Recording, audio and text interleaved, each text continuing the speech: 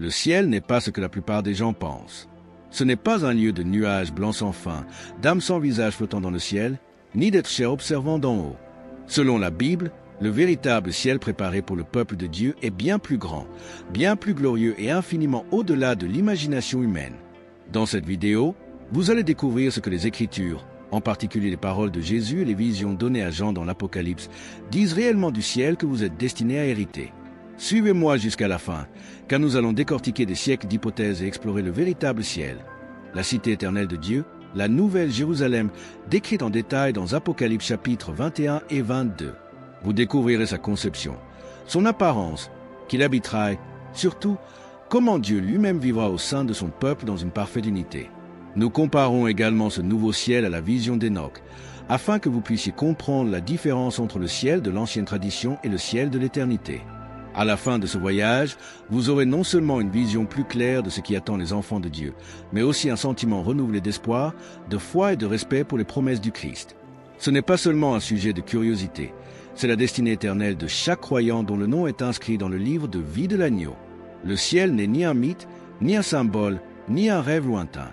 C'est un lieu réel, construit par Dieu, préparé pour vous et révélé dans sa parole. Et aujourd'hui, nous allons parcourir ensemble ces rues dorées. Lorsque Jésus s'adressa à ses disciples dans Jean 14, ce fut lors de l'un des moments les plus tendres et les plus intimes de son ministère. Ils étaient anxieux, incertains de la suite, craignant de perdre celui qui avait été leur lumière, leur maître, leur ami. C'est dans ce moment de peur que Jésus a fait l'une des plus belles promesses jamais prononcées. « Il y a plusieurs demeures dans la maison de mon Père.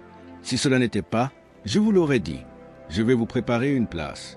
Et lorsque je m'en serai allé et que je vous aurai préparé une place, je reviendrai et je vous prendrai avec moi, afin que là où je suis, vous y soyez aussi. » Remarquez ces mots. Il ne parlait pas seulement de réconfort, il donnait une assurance certaine. Jésus n'a pas dit « il pourrait y avoir une place » ou « peut-être trouvez-vous le repos ». Il a dit clairement « il y a plusieurs demeures ». Ce n'est pas de la poésie, c'est la réalité. Le ciel n'est pas une idée abstraite, mais un lieu préparé, construit pour des personnes préparées. L'image de plusieurs demeures est porteuse d'une signification profonde. Dans la culture de l'époque, la maison d'un père n'était pas seulement un bâtiment, c'était un foyer, une communauté, un lieu où la famille vivait ensemble sous un même toit, unis par l'amour et l'appartenance. Lorsque Jésus employait ce langage, il disait à ses disciples « Vous n'êtes pas des étrangers, vous n'êtes pas des invités, vous êtes de la famille. Et dans la maison de mon Père, il y a de la place pour chacun de vous. » Cette promesse ne s'adresse pas seulement aux disciples assis avec lui il y a 2000 ans. Elle s'adresse à tous les croyants, toutes générations confondues. La demeure dont le Christ a parlé est vaste, illimitée, conçue pour tous ceux qui placent leur foi en lui. Pas de pénurie, pas de rejet. Personne n'est exclu. Le ciel est assez vaste pour chaque nom inscrit dans le livre de vie, et Jésus lui-même est celui qui le prépare. Pensez Y. Les mêmes mains qui ont guéri l'aveugle, apaisé la tempête et porté la croix construisent maintenant l'éternité pour vous. La place qu'il prépare n'est pas générique, elle est personnelle. Votre place au ciel n'est pas une réflexion après coup, elle est intentionnelle, conçue par le Sauveur qui vous connaît mieux que quiconque. Et voici la partie la plus puissante de sa promesse. Je reviendrai et vous prendrez avec moi. Le ciel ne se résume pas à la beauté de la ville, c'est une question de présence. C'est être avec le Christ pour toujours. Le don ultime du ciel ne réside pas dans les rues dorées, ni dans les portes nacrées, ni même dans l'arbre de vie. C'est être uni à l'agneau, ne plus jamais être séparé, ne plus jamais être dans la peur, mais dans la communion éternelle avec celui qui vous a aimé au point de mourir pour vous. Jésus a prononcé des paroles dans Matthieu 24 qui ont ébranlé les fondements de la certitude humaine. Le ciel et la terre passeront, mais mes paroles ne passeront jamais. Quant au jour et à l'heure, personne ne les connaît, ni les anges du ciel, ni le Fils, mais le Père seul. Ces paroles ne sont pas de la simple poésie, elles sont prophétiques. Elles nous disent que la réalité que nous voyons aujourd'hui, le ciel au-dessus de nous, la terre sous nos pieds, et même les cieux tels que nous les connaissons aujourd'hui, ne durera pas éternellement. Elles sont temporaires, fragiles, vouées à disparaître. Mais les promesses du Christ, elles survivront à la création elle-même. Prenez un instant et laissez-vous pénétrer par cela. Tout ce que vous touchez, chaque étoile du ciel nocturne, chaque montagne, chaque océan, chaque règne humain un jour, tout cela passera. Et à sa place, Dieu dévoilera quelque chose de tout nouveau. Un nouveau ciel, une nouvelle terre, un nouvel ordre d'existence, non souillé par le péché, préservé de la décadence ininterrompu par la mort. Pourtant, le mystère demeure. Quand cela se produira-t-il? Jésus l'explique clairement. C'est une connaissance qu'aucun ange ne possède, qu'aucun prophète ne peut calculer, qu'aucun démon ne peut anticiper, et le Fils lui-même ne l'a pas déclaré lors de son ministère terrestre. C'est un secret enfermé dans le cœur du Père seul. Ce secret divin n'est pas destiné à nous troubler, mais à nous réveiller, pour nous rappeler que le ciel ne doit pas être envisagé avec des dates humaines, mais désiré avec un cœur fidèle. Et c'est là que réside la beauté. Parce que nous ignorons l'heure, nous devons vivre chaque heure comme si l'éternité pouvait éclater à tout moment. La trompette pourrait sonner au cœur de notre quotidien. Les cieux pourraient s'ouvrir en deux tandis que les nations planifient encore leur guerre, tandis que les peuples bâtissent encore leurs empires. Le ciel et la terre nouveaux viendront non pas selon le calendrier des hommes, mais selon la volonté de Dieu. Ce mystère nous inspire à la fois urgence et espoir. Urgence, car la vie est éphémère et le lendemain n'est pas promis. Espoir, car ce qui vient n'est pas destruction, mais renouveau. Jésus ne se contente pas de mettre fin à l'ordre ancien. Il le remplace par quelque chose d'infiniment meilleur, de pur, d'éternel et de glorieux au-delà de l'imagination. Ainsi, lorsque Jésus dit « Mes paroles ne passeront jamais », il nous ancre dans l'unique vérité inébranlable. Le monde peut s'écrouler, les étoiles peuvent tomber, mais sa promesse demeure inébranlable, un nouveau ciel et une nouvelle terre attendent ceux qui persévèrent dans la foi. La vision du ciel d'Enoch ne se limitait pas à un seul lieu. Il décrivait plutôt plusieurs cieux superposés, tels des chambres divines. Dans ces cieux, il voyait non seulement la demeure des justes, mais aussi les prisons des anges déchus, les lieux où les pécheurs attendaient leur jugement, et le royaume où les saints adoraient devant le trône de Dieu. C'était une vision de séparation, de distinction entre le bien et le mal, entre la lumière et les ténèbres, entre ceux qui marchaient avec Dieu et ceux qui se rebellaient contre lui. Cette image du ciel, aussi détaillée fut-elle, reflétait un monde antérieur au sacrifice ultime du Christ. C'était un ciel de division et d'attente, pas encore la plénitude de la rédemption. De nombreux érudits pensent que le ciel d'Enoch ressemble à l'idée que beaucoup se font encore aujourd'hui. Un système à plusieurs niveaux, où les âmes dérivent vers différents compartiments selon leurs conditions. D'une certaine manière, cette vision ancienne a façonné l'imaginaire populaire du ciel pendant des générations. Mais voici la vérité essentielle. Le ciel décrit par Enoch n'était pas la promesse finale de Dieu. C'était un aperçu de l'ordre céleste avant la croix, avant la résurrection, avant que Jésus ne déclare au calvaire « Tout est accompli ». La vision d'Enoch nous révèle ce que l'humanité pensait savoir, mais il ne s'agit pas de la réalité éternelle qui attend ceux qui sont rachetés par le sang de l'agneau. L'apôtre Jean fait clairement cette distinction. Alors que la vision d'Enoch révélait de multiples cieux de séparation, celle de Jean dans l'Apocalypse dévoile le nouveau ciel et la nouvelle terre, un lieu d'unité, de restauration et de communion éternelle avec Dieu. L'ancien ciel était un modèle d'attente, un aperçu de l'ordre divin dans un monde déchu. Le nouveau ciel est la demeure éternelle où Dieu lui-même demeure parmi son peuple. Comprendre la vision d'Enoch nous aide à saisir l'ampleur de l'œuvre du Christ. Il ne nous a pas simplement donné accès à une seule couche du ciel. Il a abattu toutes les barrières, supprimé toutes les séparations et ouvert la voie à une nouvelle création où son peuple vivra éternellement en sa présence. Lorsque l'apôtre Jean fut exilé sur l'île de Patmos, il ne connut ni le confort ni la paix. Il était isolé, persécuté et coupé du monde qu'il connaissait autrefois. Pourtant, dans ce lieu de solitude, Dieu lui ouvrit les yeux pour voir ce qu'aucun autre humain n'avait vu avec autant de détails, le ciel éternel qui attend les rachetés. Jean rapporte dans Apocalypse 21, « Puis je vis un nouveau ciel et une nouvelle terre, car le premier ciel et la première terre avaient disparu. Et je vis la cité sainte, la nouvelle Jérusalem, qui descendait du ciel d'auprès de Dieu, préparée comme une épouse parée pour son époux. » Ce n'est pas une vision ordinaire. Jean décrit l'apogée du plan de Dieu, l'union du ciel et de la terre, la demeure éternelle de Dieu avec son peuple. Remarquez qu'il la qualifie de ville, la nouvelle Jérusalem. Contrairement aux cieux superposés qu'Enoch vit, Jean voit une demeure unique et magnifique pour tous les enfants de Dieu, un lieu de plénitude, de beauté et de gloire inimaginable. Jean décrit la ville descendant comme une épouse, radieuse et pure, préparée pour son époux. L'image ici est époustouflante. Le ciel n'est pas seulement un lieu. C'est un don d'amour, les noces ultimes entre le Christ et son Église. Chaque pierre, chaque porte, chaque fondation de cette ville reflète la gloire de Dieu et la dévotion du Christ envers son peuple. Il poursuit. « Et j'entendis une voix forte venant du trône qui disait, « Voici la demeure de Dieu parmi les peuples, il demeurera avec eux. Ils seront son peuple, et Dieu lui-même sera avec eux et sera leur Dieu. » Tel est le cœur du ciel. Ce ne sont pas les rues d'or ni les murs de jaspe qui le rendent glorieux. C'est la présence de Dieu lui-même, pour toujours avec son peuple. Et la description de Jean ne fait qu'approfondir. Les murailles de la ville étaient construites en jaspe, brillant comme du cristal. Les fondations étaient ornées de 12 pierres précieuses, saphir, émeraude, améthyste et autres, chaque coup scintillant d'un art divin. Les portes, 12 au total, étaient chacune taillées dans une seule perle, gardées par des anges, et portaient les noms des 12 tribus d'Israël. Les rues étaient pavées d'or pur, si transparent qu'elles reflétaient la lumière comme du verre. Mais j'en souligne aussi ce qui manquait. Je n'ai pas vu de temple dans la ville, car le Seigneur Dieu Tout-Puissant et l'agneau sont son temple. Aucun bâtiment n'était nécessaire pour le culte, car la ville entière rayonnait de la présence de Dieu. La ville n'a besoin ni du soleil ni de la lune pour l'éclairer, car la gloire de Dieu l'éclaire, et l'agneau est son flambeau. Imaginez-la, une ville où la lumière est éternelle, sans ombre, sans nuit, sans peur des ténèbres. Une ville dont les portes ne se ferment jamais, car aucun mal ne peut y entrer. Une ville peuplée uniquement de ceux dont les noms sont inscrits dans le livre de vie de l'agneau. Et au centre même coule le fleuve d'eau de la vie, limpide comme du cristal, jaillissant directement du trône de Dieu et de l'agneau. De chaque côté de ce fleuve pousse l'arbre de vie, portant 12 fruits différents, un pour chaque mois, et ses feuilles sont destinées à la guérison des nations. Ce détail est puissant. Le ciel n'est pas statique.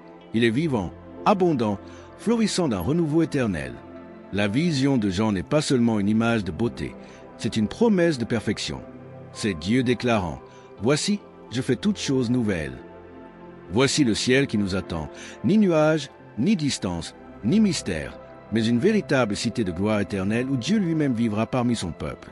La vision de Jean du nouveau ciel et de la nouvelle terre ne nous révèle pas seulement ce qui sera là, elle déclare avec force ce qui ne sera plus jamais là. Et parfois, l'absence est plus éloquente que le présent. Il écrit « Il essuiera toute larme de leurs yeux. Il n'y aura plus de mort, ni de deuil, ni de cri, ni de douleur, car l'ancien ordre de choses a disparu. » Apocalypse 21h04. Réfléchissez Y un instant. Chaque larme que vous avez versée, chaque prière silencieuse murmurée dans l'obscurité, chaque blessure invisible, chaque douleur qui pesait sur votre âme, Dieu lui-même promet de l'effacer. Pas un ange, pas un autre croyant. Dieu, de sa propre main, touchera votre visage et effacera toute trace de chagrin à jamais. Il n'y aura plus de mort. L'ombre qui hante l'humanité depuis le jardin d'Éden aura disparu. Plus de funérailles, plus de cimetières, plus d'adieux. Au ciel, la mort elle-même est morte. L'éternité signifie une vie ininterrompue, sans la peur de la fin. Il n'y aura plus de deuil ni de pleurs. Pensez aux chagrins que vous avez portés dans cette vie. Les êtres chers perdus, les déceptions qui ont brisé votre cœur, les moments où l'espoir semblait hors de portée. Dans la nouvelle Jérusalem, le deuil n'a plus de foyer. Les larmes ne couleront plus, car rien n'existera pour les provoquer. Il n'y aura plus de douleur. La douleur a défini une grande partie de notre existence terrestre. La douleur physique dans nos corps, la douleur émotionnelle dans nos relations, la douleur spirituelle due au péché et à la séparation. Mais dans la cité de Dieu, il n'y a plus d'hôpitaux, plus de cœurs brisés, plus de cicatrices du passé. La malédiction de la souffrance sera complètement effacée. Et Jean ajoute un autre détail profondément symbolique. Il n'y aura plus de nuit. Apocalypse 22h05. La nuit a toujours représenté la peur, l'incertitude, le danger et la tristesse. Mais dans la cité éternelle, la nuit ne tombe jamais. La gloire de Dieu lui-même illumine chaque recoin, rendant l'obscurité impossible. Imaginez un monde où la lumière ne faiblit jamais, où la sécurité et la joie sont constantes, où plus rien de mal ne pourra jamais se cacher dans l'ombre. Ce n'est pas seulement une promesse de ce à quoi ressemblera le paradis, c'est une promesse de ce que vous ressentirez au paradis. Une réalité où chaque fardeau que vous portez aujourd'hui sera allégé, chaque peur sera apaisée et chaque morceau brisé de votre vie sera reconstitué. L'ordre ancien de douleur et de perte disparaîtra, remplacé par l'ordre éternel de joie, de paix et de la présence inébranlable de Dieu. En fin de compte, le paradis ne se résume pas à ce que vous gagnerez, mais à ce que vous laisserez derrière vous pour toujours. L'une des plus grandes idées fausses concernant le ciel est l'idée qu'il s'agira d'un lieu d'oisiveté sans fin, où les âmes flotteraient dans les nuages, chantant éternellement le même chant, sans rien d'autre à faire. Mais les Écritures brossent un tableau bien différent. Le ciel n'est pas monotonie, c'est un but éternel. C'est la vie à son comble. C'est une découverte sans fin en présence de Dieu. Dans Apocalypse 4, 10-11, Jean décrit 24 anciens entourant le trône de Dieu. Ils se prosternent, jettent leur couronne devant lui et déclarent « Saint, Saint, Saint est le Seigneur Dieu Tout-Puissant, qui était, qui est et qui vient. » Il ne s'agit pas d'un rituel. C'est un acte d'adoration vivant, une adoration qui coule sans fin, non par obligation, mais par des cœurs si submergés par la présence de Dieu que la louange ne tarit jamais. Et pourtant, l'adoration au ciel est plus que des paroles.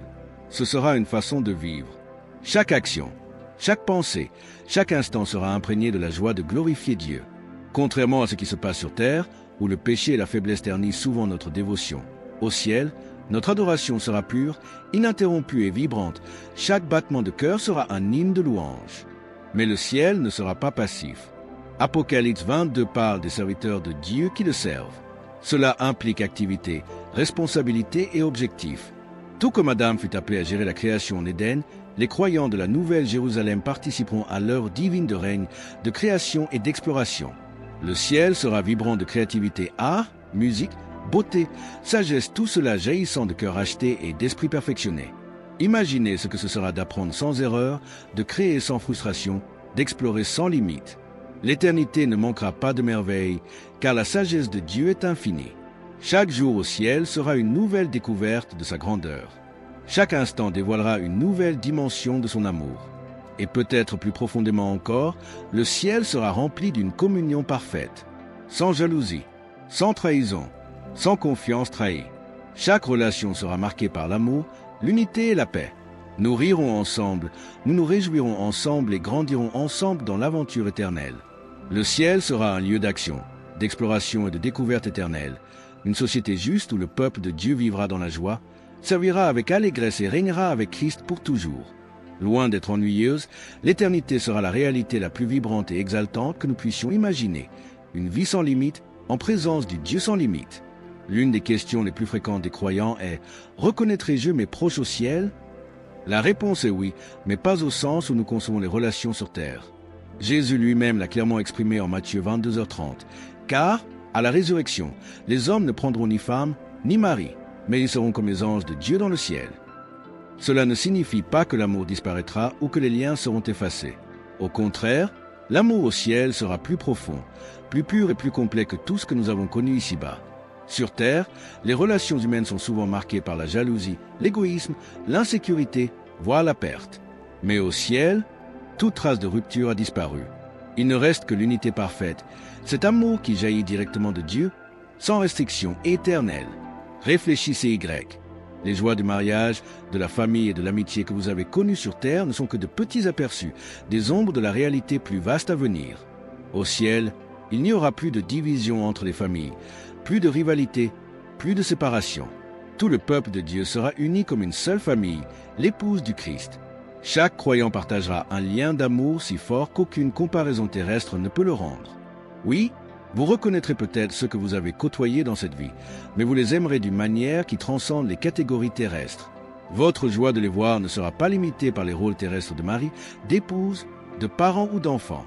Au contraire, vous serez ensemble comme des frères et sœurs éternels en Christ, unis dans une sainte maison, enveloppés par l'amour du Père. Et au cœur même de cette famille éternelle se trouve Jésus lui-même, notre époux. Apocalypse 19 parle des grandes noces de l'agneau, où le Christ est uni à son Église rachetée. C'est la relation ultime du ciel. Chaque croyant appartient pleinement au Christ, aimé sans mesure, chéri sans fin. Ainsi, lorsque nous pensons au ciel, nous ne devrions pas imaginer des familles fragmentées ou des relations brisées. Au contraire, nous devrions imaginer un amour plus grand que jamais. Une famille si vaste qu'elle englobe toutes les tribus, toutes les langues et toutes les nations. Une famille où personne ne se sent seul, où personne ne se sent oublié, et où chaque cœur bat en parfaite harmonie avec le Créateur de l'amour lui-même. Au ciel, l'amour n'est plus fragile, il est éternel.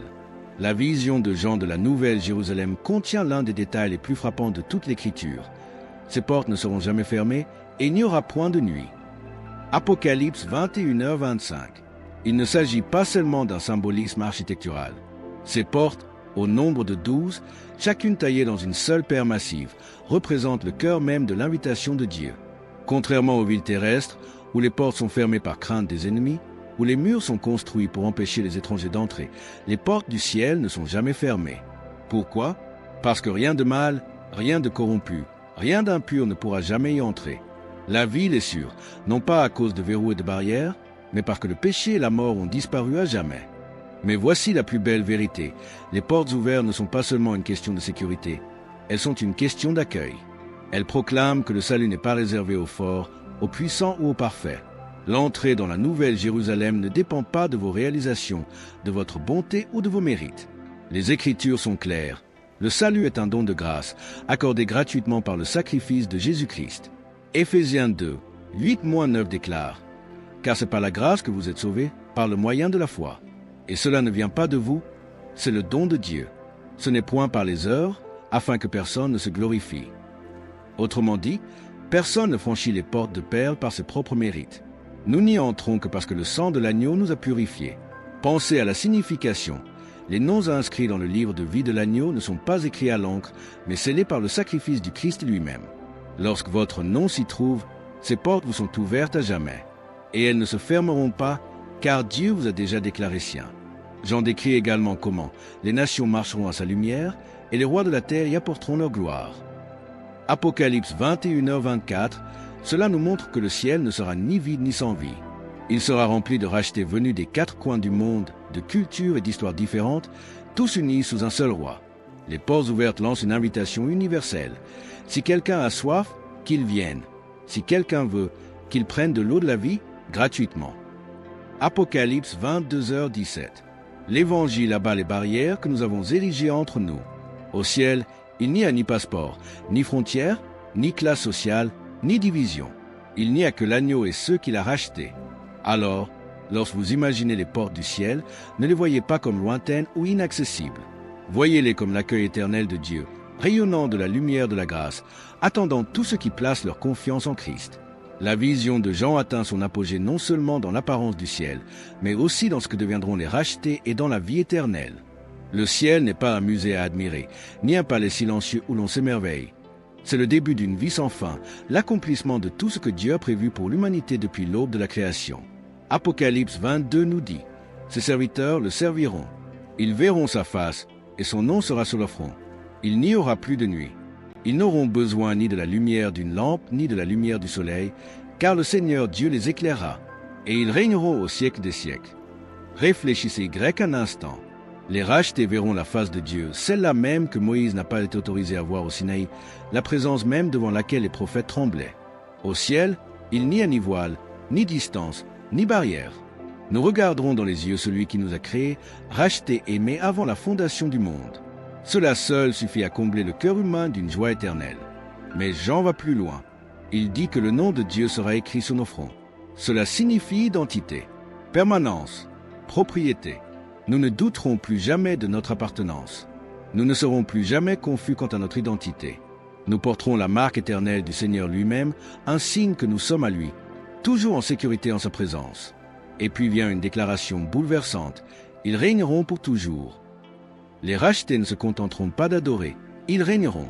Il ne s'agit pas de trône d'orgueil ni de royaume d'ambition égoïste. Il s'agit de partager la victoire du Christ, de gérer sa création et d'exercer la domination originellement donnée à l'humanité en Éden, mais cette fois sans péché, sans corruption, sans échec. Nous régnerons comme prêtres et rois sous la royauté éternelle de Jésus-Christ. Imaginez, la vie éternelle n'est pas statique, c'est un grand déploiement. Nous explorons la sagesse infinie de Dieu sans jamais atteindre son terme. Nous créerons, apprendrons, découvrirons et nous réjouirons sans nous épuiser. Nos corps glorifiés ne faibliront jamais, ne vieilliront jamais, ne se décomposeront jamais. Il n'y aura ni maladie, ni fatigue, ni limitation, seulement force, vitalité et la joie de la vie éternelle. Et malgré tout, le centre de la vie céleste sera toujours l'adoration.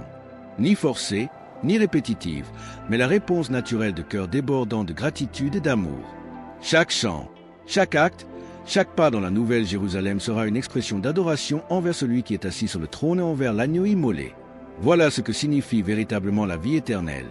Non pas simplement exister pour toujours, mais vivre éternellement en plénitude. Une vie sans peur, une vie sans péché, une vie sans fin, une vie face à Dieu. Nous avons parcouru les paroles de Jésus, les visions d'Enoch et la révélation de Jean. Nous avons vu le ciel non pas comme un rêve ou un mythe, mais comme une promesse réelle, éternelle et époustouflante dans ses détails. La nouvelle Jérusalem n'est pas seulement une cité d'or, ni des portes de perles, ni des fleuves et des arbres débordant de vie. C'est la demeure de Dieu parmi son peuple. C'est la demeure éternelle préparée pour ceux dont les noms sont inscrits dans le livre de vie de l'agneau. Mais voici la vérité la plus importante, cette promesse n'est pas lointaine. Elle n'est pas pour quelqu'un d'autre. Elle est pour vous. Les portes ouvertes du ciel sont l'invitation de Dieu à chaque cœur qui aspire au salut. Et la question n'est pas de savoir si le ciel existe, mais plutôt, y serez-vous? Le ciel ne se gagne pas par l'effort, ne s'achète pas par la richesse, ni ne s'impose par le statut. Il se reçoit comme un don, par la grâce, par la foi en Jésus-Christ. L'agneau immolé au calvaire a ouvert la voie, déchiré le voile et assuré votre place. Il ne reste plus qu'à lui faire confiance, à croire et à marcher dans l'espérance de sa promesse. Alors, laissez cette vision vous transformer. Qu'elle vous donne du courage dans la souffrance, de l'espoir dans les épreuves et de la foi dans l'attente. Quand vous pleurez, souvenez-vous qu'il existe un endroit où les larmes ne couleront plus jamais. Quand vous vous sentez faible, souvenez-vous qu'il existe une ville où la douleur ne vous touchera jamais. Quand vous vous sentez seul, souvenez-vous qu'une famille vous attend, éternelle et intacte. Le ciel n'est pas seulement la fin de l'histoire, c'est le début de l'éternité. Si ce message vous a touché, ne le laissez pas vous arrêter là. Aimez cette vidéo, laissez un commentaire et abonnez-vous à notre chaîne afin qu'ensemble, nous puissions continuer à découvrir les trésors cachés de la parole de Dieu. Nous sommes en chemin pour apporter ces vérités éternelles à un plus grand nombre de personnes, et votre soutien fait toute la différence. Et avant de partir, ne vous arrêtez pas là, une autre vidéo apparaît sur votre écran. Cliquez dessus et poursuivez ce voyage de découverte avec nous.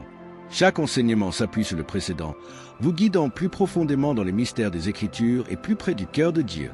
D'ici là, que la grâce du Christ, l'amour du Père et la communion du Saint-Esprit soient avec vous, aujourd'hui, demain et pour toujours.